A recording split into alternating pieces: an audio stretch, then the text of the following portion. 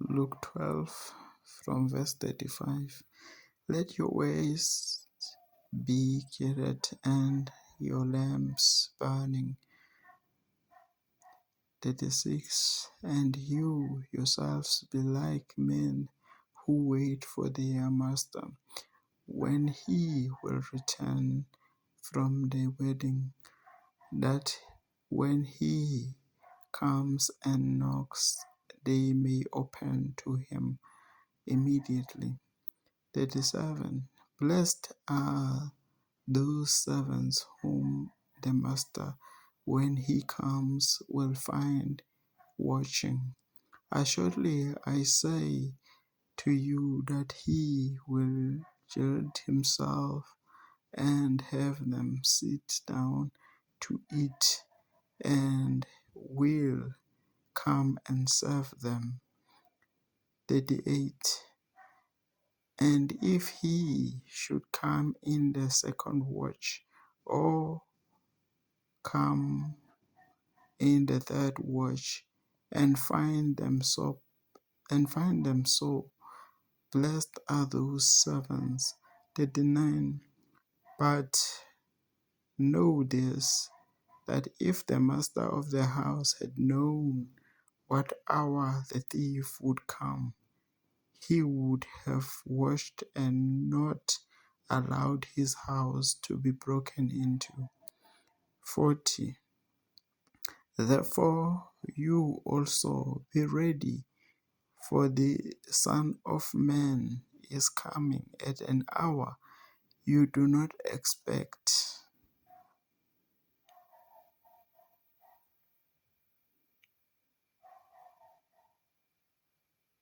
Be blessed and stay in wait, for the Lord is coming at an hour that you do not expect. As we see in the verse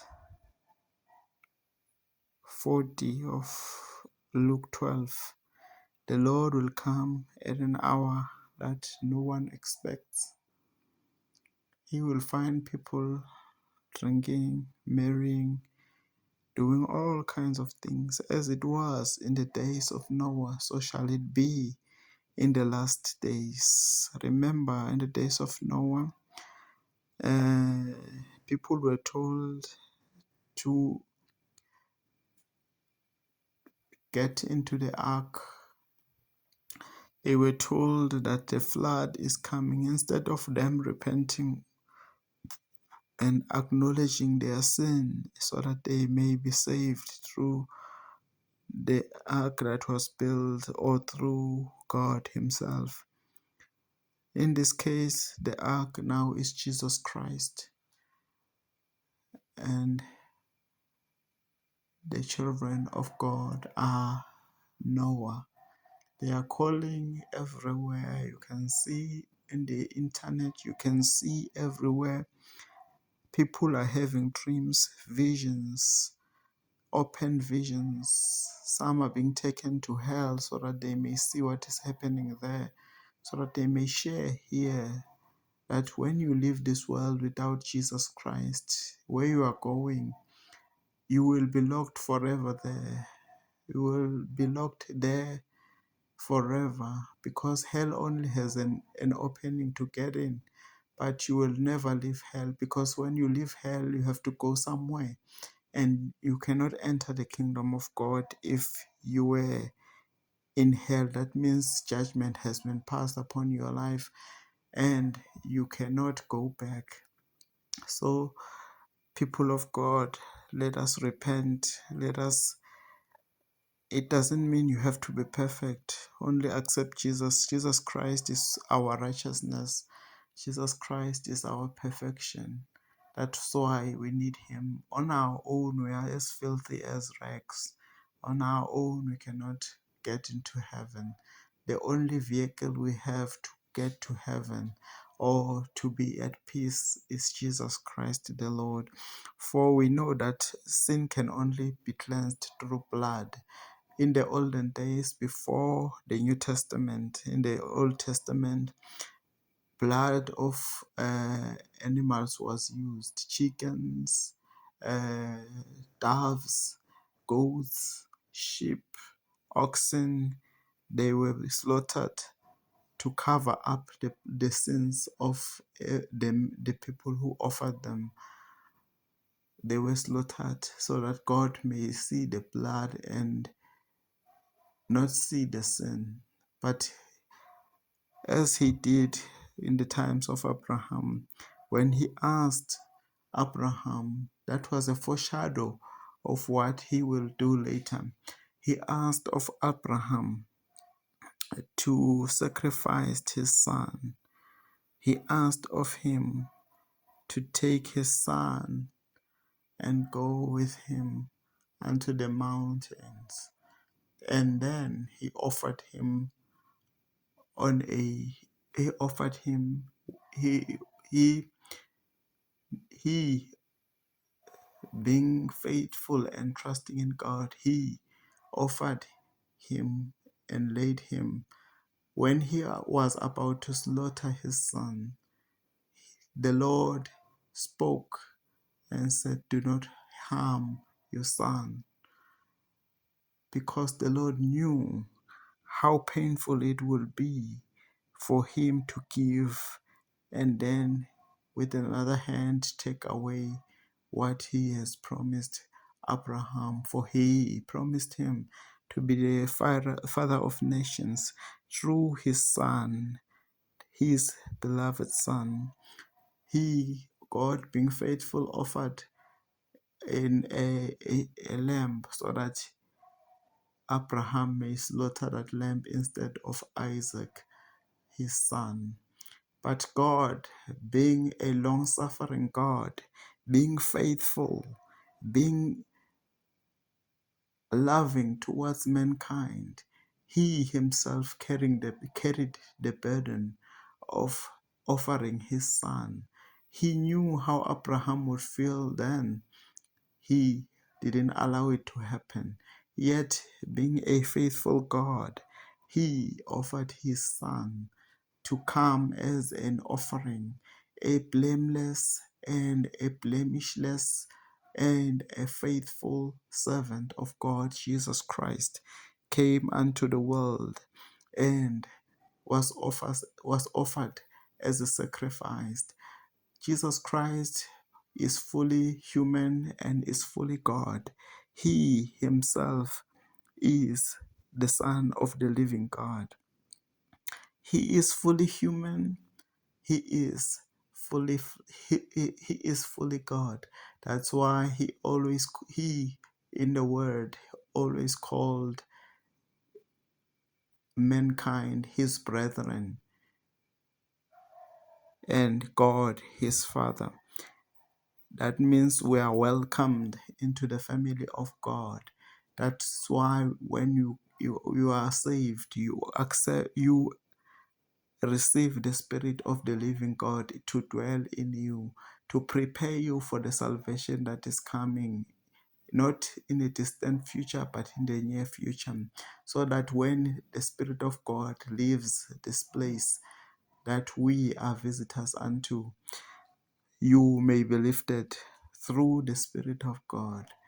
He, during the time of Pentecost, came down unto the earth as Jesus Christ the Lord promised that he will ask of the Father to bring in unto the world a comforter, someone who will be with the church since the beginning until now, since the beginning of the church age, so that the people of God, so that the Christians around the world, from that time when the church was born, when Jesus Christ was walking on the earth, when he was crucified, the water and blood leaving his body, that was the church being born. And the church was born then. Then when he was ascending unto heaven, he, being faithful, sent the Spirit of God to come and dwell unto the world. Now that is why everything is always balanced. That is why everything is always balanced. You cannot find total evil unto the planet. You cannot find total good, because two spirits dwell in this world: the spirit of Lucifer and the spirit of the Holy God, the Holy Spirit. When evil is overtaking the mankind unto the world, the church of God always bows down and cry out to the living God. And he, being faithful, always listens, because they pray in spirit, because he is with them always. When they cry out because evil is overtaking them, the Lord delivers them. The Lord, through his grace, delivers them. Also, when good overtakes evil, Lucifer tries by all means to balance out the good so that it is not totally good. That is why this world is a stage for evil and is a stage for good also. So, people of God, it's good to prepare and stay ready, because we do not know when Jesus Christ will return. He can return at any moment. And the thing is that he will not touch the earth this time. He will be suspended up there in the sky. He will be suspended up there. Those who have the seal of God will rise up. Those who have rested in the graves, who trusted in the Lord, those who from millennia, from thousands of years back, those who trusted in the Lord, people like Daniel, people like Peter, and many, many others, those people will rise up from the grave. Not before those who are on the earth, not after, but they will rise as though they were just sleeping, and they would ascend unto where Jesus Christ is, together with those who are living at the time, and they will ascend unto the heavens with Jesus Christ, because at this time when he comes, he is coming to take the church away from the earth, away from the planet, so that the wrath of God can take place here, so that the sin that has occurred since millennia, thousands of years, the sins that mankind has done since thousands and thousands of years that have occurred, according to the word of God, uh, according to the word of God, a day to God could be 1,000 years. At the same time, 1,000 years to God can be a day. If we look in according to this, the way the word of God says, if we look according to that, that means since Jesus Christ 2026 years ago, since he died on the cross and ascended unto heaven, that means according to to that, it's been 2 days and a few seconds.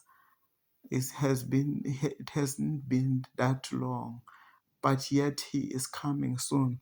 So, people of God, we have to acknowledge and know that we may be the people who will rise up to meet the Lord, but stay in preparation, for no one knows the day or the hour. Also, as we read here in Luke 12 verse 40, therefore to be broken therefore you also be ready, for the Son of Man is coming at an hour you do not expect. That means it will be a time that no one expects. Yes, he is giving people visions, and he is telling people that we are in the season of him coming, that everything in heaven has been prepared, that people may rise up and meet the Lord and attend the wedding of the Lamb. For the 7 years that will be a tribulation upon the earth, people in heaven will be rejoicing because it will be a wedding of the Lamb of God. It will be a wedding, and the church is the bride. Jesus Christ is the bridegroom. So we know that the people who will rise from the earth will one day also return after 7 years of tribulation upon the earth, where God will be releasing his wrath upon the earth, releasing his wrath so that every sin that has been done upon the earth, upon this land, upon this planet, may be may be uh, may be paid for through that period, may be uh, maybe everything that the sin that has been committed upon the earth, because we know that God is endures long suffering. He is patient. The patience of God, he will release all that anger upon the world in that time, and it will find those who refuse to repent. That doesn't mean that people would not be there would be no saints upon the earth. Those saints who are left behind, those saints who will repent during that time, seeing that the church has left the planet and went unto heaven, those saints too would ascend unto heaven, because we do see it in Revelation, where where the one of the 24 elders is asking, who are those people who are in white, who are they are a multitude, many people. And we know that the answer came back to him when John said he knows who those are. He then answered that those are the tribulation saints. That means many people will not be raptured because some are not really believing in Jesus Christ. But they they see that the church has been taken out of the world, and they see the calamities that will happen upon the planet, they will realize that all along Jesus Christ is God, and Jesus Christ is the saving Lamb of God, that Jesus Christ is a merciful and loving and kind King who is willing to accept all those who have sinned, and that he may carry the burden. Though he walked upon the earth for those years and he never did any sin, though he is blameless, being fully human and fully God, that means the Spirit of God was resting upon him. He is God. He knew he is God. He knew that he was God, and he is God. He knew that he came for the death, came to die here on earth. He knew all those things. He knew his life before he came unto the world. He knew and he was conscious of it. So, people of God, Jesus Christ is the only vehicle to heaven. Jesus Christ is the only saving grace that we have. There is no one else. Muhammad cannot save you, or any other people, or ancestors, or anybody cannot save you. Jesus Christ is the only one who can save. Jesus Christ is the only one who can save. It's not that I'm looking up down upon other people's religions. Just I'm trying to make the point that only Jesus Christ can save. We know that only Jesus Christ can save. He alone can save. No other God. There is no other Savior who can save. Because if you look at other religions, they do their gods want you to do something for them, but they do not do anything for you. They may promise you wealth upon the earth, but they do not say anything about an afterlife. But Jesus Christ, being God, he left the throne in heaven and came unto the world so that he may save his own, so that he may save mankind from the sin of the world, because the world and the creation is a fallen creation. That means it is no longer as God created it to be. The creation, the earth, and many other created things are awaiting deliverance. They are awaiting deliverance. The ground that we walk on, that we plant on, is a fallen ground. It is no longer as God intended it to be because of sin. When man sinned, everything else changed, because everything else was created only to be below man's feet, so that it may be taken care of by him. As the the caretaker fell, the creation also, it became a fallen creation. It is groaning, crying out, waiting for the deliverance from God, waiting for the revelation of the sons of God. So as man is being delivered, and the creation will be delivered.